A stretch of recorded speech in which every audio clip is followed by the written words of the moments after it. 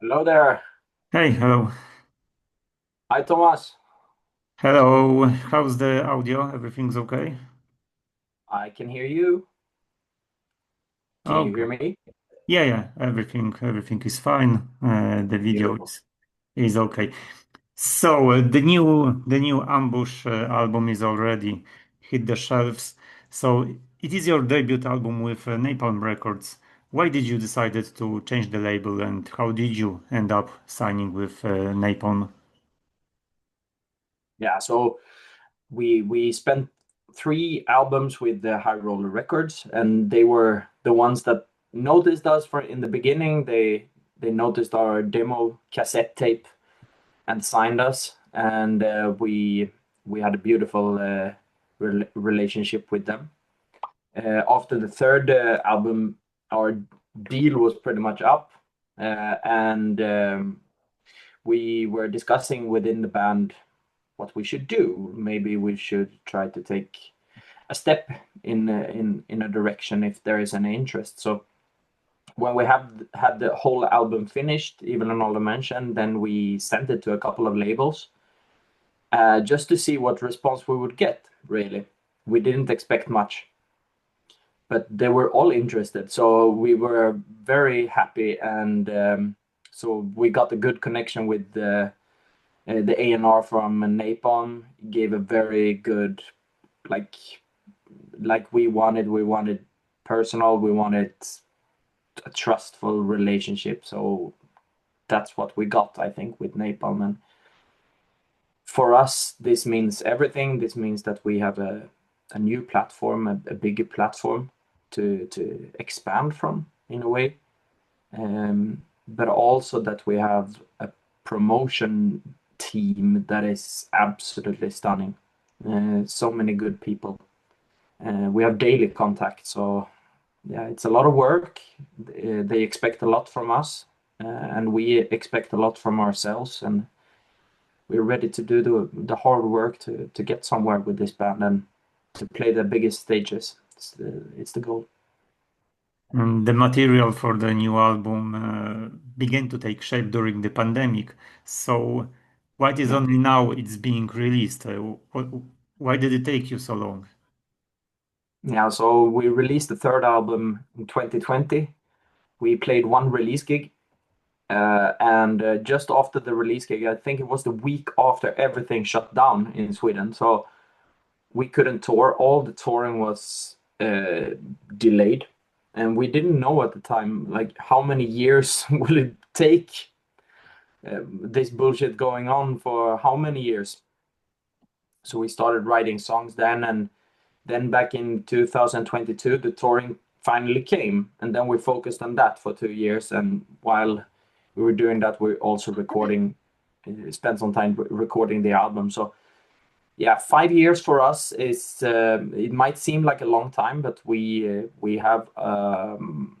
all have daytime jobs on the side. I mean, we are aiming for quality over quantity. We don't want to release anything that we are not 100% satisfied with. I think that every song on the album should be there, no filler, and then it takes time, I guess. And this new album is the debut of the new refreshed lineup of Ambush with Karl and Oskar. So, what Yeah. was their contribution to the album's creation process? Yeah, right from the beginning when we started playing with Carl, he came up with some riffs, and even in all dimensions he came up with the title track of the album, and we knew that this was pretty much a great song to start with Carl on guitars as well, because he brings a different spice than we had before. And so his riffing and his guitar work is absolutely amazing, and he contributed a lot on this album, of course, obviously. Burning Fire, Oskar on bass, the same there. We knew from before that he is very musically gifted. He is a bit of a genius, in my opinion. I mean, he played with a band called Night, so we followed that band, and we were good friends of all the guys in the band. And Oskar was a natural, like he was a friend. He is a brilliant musician. We knew that we would get a good guy to join the band if if he wanted to, and he wanted to, and he also contributed a lot on this record with pretty much everything he's doing. He plays the bass, he plays the guitar, he's a singer. You know, sitting in the studio with him is amazing because it's a creative process when you're together with him. So the two new members, they contributed a lot, which we're very happy for because we need some new energy, some new drive in the band. And what about the lyrics? Who is the main lyricist in Ambush? You? Yeah, I have to take the blame for that. Yeah, I since the beginning I wrote almost all the lyrics. The first album exception, then we shared a lot on the lyrics. But yeah, I write the lyrics and all the vocal melodies are pretty much mine. Um, but we all help out and we all come with constructive criticism. Like if someone doesn't like what I'm doing, they are free to say, like, Oscar, how if you move up there, maybe it would be better. Yeah, then so we're all part of the process of songwriting, which is it's great, and we try not to have too much prestige when we're writing. So we can be bitchy towards each other, but yeah, that's how it is. That's how evolution comes about. And you again worked with Magnus Sadenberg. What was his influence on Ambush? Did he give you any advices or guidance that pushed you in the right or different direction? I mean, he at this point he is the sixth member of the band. Mankan, as we call him, he has extremely good ears, and he is a very talented studio technician. Everything. He recorded Desecrator and Infidel, and now also Evil in All Dimensions. But this time we actually spent more time together with Mankan and tried to discuss what we wanted for this album because we wanted a more live sounding album. We wanted less sub bass. We wanted all the instruments to be able to hear the bass. For example, that's something that we really wanted to stand out from the rest of the modern productions in a way. Maybe we should try to focus to hear the bass as an instrument, um, working with reverbs, compression, and everything like this. That and Mankan, of course, he's a nerd. He knows everything, and he's a professional. We only know what we want it to sound like, but Mankan makes it happen for us. It's so nice to have a guy that you can just give a reference and he will come up with an idea. And he also plays the solo in the Reaper. So Yeah, uh, correct. we can also Yeah, hear Elias in this song. So is he a family member or who is he? oh yeah, he's my brother. So Elias, he I mean, he is my main inspiration. He's my little brother, but he's the reason why I'm a musician, really. He is a jazz drummer. He works full time with his music, but he chose another direction. We actually played in the same band before I played in Ambush. We played in the same band, so we share many things. But he decided to go to more towards jazz, and I decided to go towards hell. And you have an interesting way of recording because, as you said in one of the interview, you have a barbecue, you drink beer. So, what does this approach give you? This relaxed attitude? Yeah, yeah, it's I actually record here, right where we are. So I record in my home studio all the vocals. And when it's time for shout vocals and some vocal harmonies and stuff like this, I invite friends. I invite all the guys in the band, and we drink beer. We try not to get too drunk this time because we want everything to sound somewhat okay.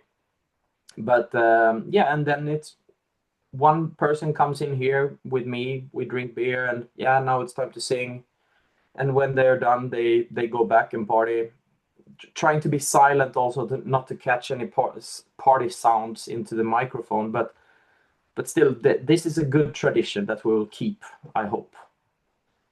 The outstanding cover of the new album was designed by Peter Salai. How did the collaboration with this particular artist come about? Yeah, so it started with Napalm recommending this guy. We didn't know about him before, but he made beautiful covers for other bands.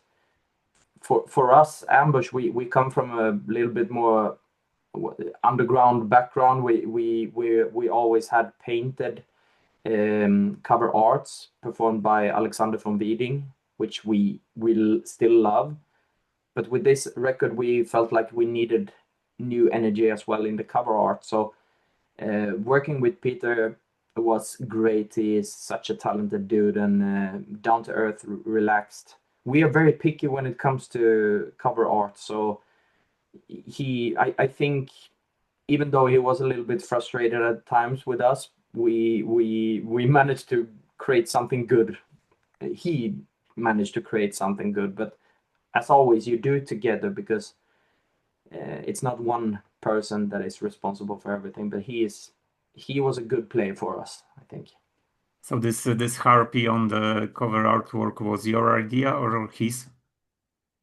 It was I think it was an idea from the whole band. We still wanted the landscape vibe because that has been our signum, and also that we are from Sweden. We are from the forest. This is like our heritage in a way.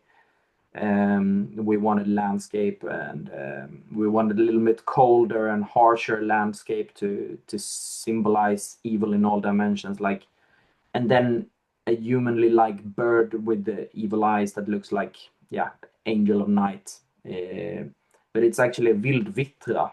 I don't know if the Polish listeners knows what a vildvittra is, but Astrid Lindgren wrote a story, a famous Swedish author, about Ronja the robber's daughter.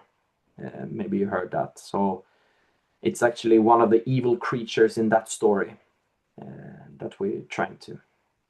It's a old traditional symbol of evil and in human form, but still not human, to scare children.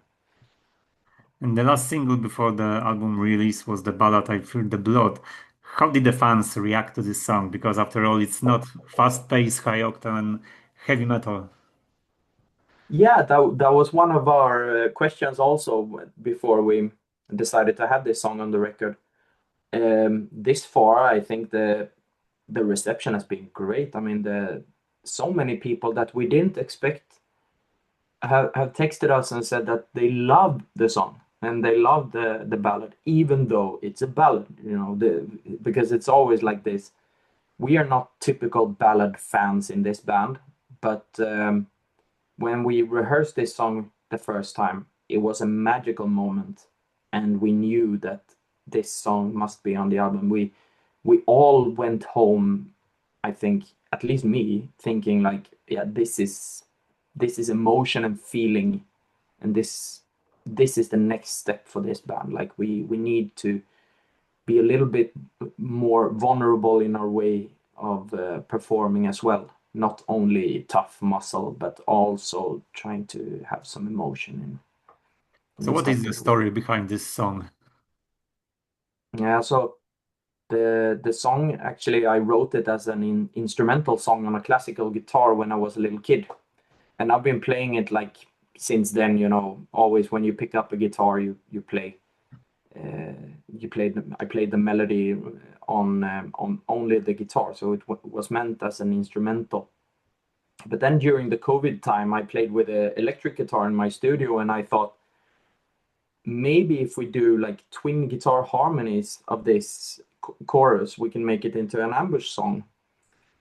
And it was a bit controversial, so I had to pitch it in the correct way to the guys for them to accept it, if you know what I mean. So I hope they accept it now because I think the song turned out very good and it's unexpected. I like unexpected stuff. I don't want to be predictable all the time. I want to have something that is new to the table. Fans wrote in the comments on the video that this song reminds them of Halloween or Guns N' Roses. So are you a fan of these bands? Halloween, of course. Guns N' Roses, not so much actually. Never been a huge Guns N' Roses fan, but Halloween, early Halloween is, yeah, it's amazing. Especially Michael Kiske is one of my, yeah, house gods. I mean, he brilliant vocalist. So of course, of course. I mean, when you play traditional music and especially traditional heavy metal, of course you will say that this sounds like this and this sounds like that and this sounds like that. But if you listen to Halloween albums, they will sound a little bit like Iron Maiden. If you listen to Judas Priest albums, they will sound a little bit like Deep Purple.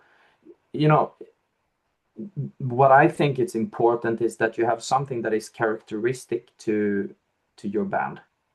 And I think with this album, we definitely have something that no other band could do. We have a special aura in this record, and it's the first time I can actually say this because on our previous three albums, I felt like, yeah, this is good, but we can do better. Like we can do better with this album. I don't think we could do anything better. Actually, I think we are so proud of this what we've done this time, and can't wait to play the songs live. Really. And with this song, you show that you can also go in a slightly different direction than heavy metal. Has the door to the experimentation have been opened? Hopefully, I mean, everything about music is playfulness and to be creative. If you're locked in a box, then you can never be creative. You know that for sure. I mean, you don't write a beautiful novel sitting in a basement. Maybe you do. Maybe you can do that, but that's not for me. I want to explore. I want to be able to find new things that inspires me, and yeah, I think experimentation is very good. But it's important to keep the roots while still searching for new stuff, so you don't lose yourself. This is another thing. So like, stay true to your roots and don't go fully bananas, like throw yourself off a cliff, but still search, explore. Don't be afraid what other people might think. And this is my motto in life, really. And in another single, Maskirovka, you address the topic of misinformation. So, how can we find the truth in the age of fake news? And why do people believe information that seems so obviously fake? I think, yeah, the answer I think is to not trust so much what you see all the time, but rather to try to dig deeper yourself. If there is something on social media that says one thing, yeah, don't trust it blindly. I think it's something that we as human beings must learn now in the AI technology era, that you can fake everything. You can turn black into white. You can lie about everything, and it will be forgotten in a week. Um, so yeah, it's up to us human beings to deal with it. I think the Maskirovka is not going to go away, and the Maskirovka is everywhere from each side of the coin. So there is no straight answer, I think. I think we have to be smart and stand up for what is right and just, and to try to have a moral compass, at least, what is right and wrong. And of course, this song is anti-Putin at its core. So, what do you think about musicians who decided to play in Russia, such as, for example, Joe Turner from Rainbow? Did they sell out for a handful of silver coins? For me personally, I don't want to comment on other people's decisions, but for me at least, I don't think I think, as I said, I don't blame the Russian people really, because I love the Russian people. I love Russian culture. I love. I mean, I play chess. I have many chess gods from Russia.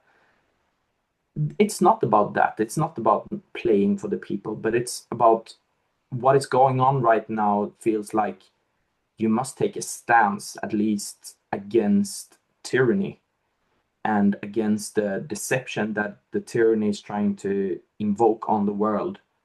Um, I don't like it.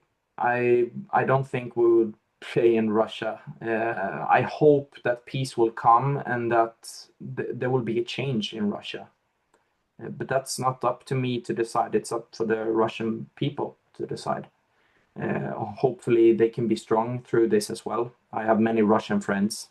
I also have many Ukrainian friends, and they are normal people, just like us. They want nothing to do with this war. I think 99% of the people don't want anything to do with war. But it's the leaders do something about it. Like, yeah, as they said in a famous heavy metal song, "Kill the king." And before the premiere of the album, we also received Come Angel of Night single and the title track. So the choice of the single was obvious, or were there any other candidates for the single? Yeah, but I mean, the first single was obvious, even in other mentions, because it was the first song that Carl wrote, and also the first song that we play in a little bit more maybe neoclassical way because of Carl's guitar playing and riffing. So it brought a fresh new thing into the band. The second single was also pretty obvious, considering that we wanted to stir it up a bit. We think that many bands are too afraid to touch sensitive subjects anyway. What we're doing is that we're talking. We don't claim that we sit on the perfect truth. uh, we just want a conversation going, I guess. The third single, "Come Angel of Night," was yeah, it was a good decision because that's is one of my favorite songs on the album. One of the rougher songs as well, to show some variety. And then we chose to release the ballad as the fourth single, to stir it up a little bit also, I guess. People got very probably worried that we would release five ballads on the B-side or something on this album. And the full album was preceded by the physical single, even in all dimensions. So where did you had the idea for such a release? Because, well, does it still make sense in the age of streaming for this kind of releases? I mean, the easy answer would be no, but for us, it was the perfect thing to do. We never released a maxi before, and when we talked about this with Napalm, like we were into releasing a 7-inch first, but they said no. Let's do the real thing. Let's do a maxi single. And then we said, hell yes. And our friend from Växjö, from our hometown, that makes a lot of old school designs, he made the cover art for the maxi single. So we wanted to make it a little bit old school, to provide to the fans a little bit limited special item.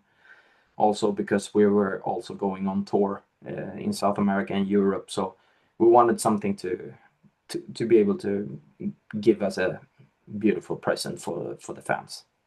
And where did the idea to take on Diamond Head song come from? Actually, we recorded this song as a tribute to Diamond Head. We're all fans of Diamond Head, of course, in this band, and we got the question if we wanted to contribute on a tribute album to Diamond Head. So we recorded maybe one of the least known albums, Canterbury, the title track of Canterbury. So and we thought that song came out very good, and we also got good reviews from Mr. Tate himself, Mr. Tatler himself. So yeah, that's why we decided to have it as a B-side, and it's only on physical copy. So the only way to listen to it is on the physical record. And in Heavy Metal Brethren, we have a few guests, including the band's former guitarist Adam Hagelin. Where did this little cameo come from? I mean, we are friends. We are like we're still hanging out as a group of friends in our hometown. Adam is still part of the band in some way because he's taking photographs. He's guest performing on this record as well. So he was here when we were drinking beer and barbecuing, you know. So he felt like, yeah, I got it, Oscar, I got it. Yeah, then you sing, and he sang beautifully. He has a very deep and powerful voice, so it was good to have it on the album. So now this new material is waiting to be presented at concerts. There will be a tour with Angel Witch, but what comes after that? What are Ambush's plan? Yeah, so after the Angel Witch tour in Europe, we go to South America for 3 weeks there, and then we play a couple of gigs in Sweden actually after that, and then we have to we have to schedule everything for the spring and for the summer. That's not scheduled yet. Hopefully a packed festival summer, and hopefully in Poland as well, because we only played once in Poland and it was a great experience. We played in Warsaw. So maybe we can play in Warsaw and maybe some other cities in Poland as well. I would love to go to Gdansk, a beautiful city I've heard. So hope we can play in Poland. Yeah, there is a great festival called Mystic Festival at the Oh very yes, heart of I the heard. Gdańsk. But that yeah, that's in Gdansk. Yeah, yeah, And yeah. Would be an honor to play there. I mean, possibilities might come. Who knows? we're leaning towards the end of this interview. So, how would you assess the current state of heavy metal scene? Because this year, the Traveler call it quits, Crystal Viper call it quits. So, playing heavy metal is a hard life. Obviously, it is. You know, it's not easy. I mean, we all have 100% jobs on the side. We're getting older now. We have some of us have family, kids. You know, it's not easy to make everything come go around like the you need to pay the bill. But we think that Ambush is something that we can manage to do, and hopefully we can get some kind of compensation that can give us the possibility to work a little bit less and focus more hours per day on music, because that is our passion. It's not an easy life for a musician nowadays, but we shouldn't complain. We I think we got something going, and I know we will succeed with everything we will do, as long as we keep focused and we stay hungry. And I can assure you, we are hungry as fuck. So, this is all that I have prepared. So, thank you very much for your time. And at the end, I will ask you to say a few words to Polish heavy metal fans. Oh, thank you so much, Thomas, for having me. And to the Polish heavy metal fans, yeah, I hope we can come down to you guys. And when we come down to you guys, we will drink all your Subrovka, and we will play a shit load of beautiful gigs for you and kick your asses. We love you. Okay, so again, thank you for your time and have a great evening. Thank you, brother. Have a nice one. Stay safe.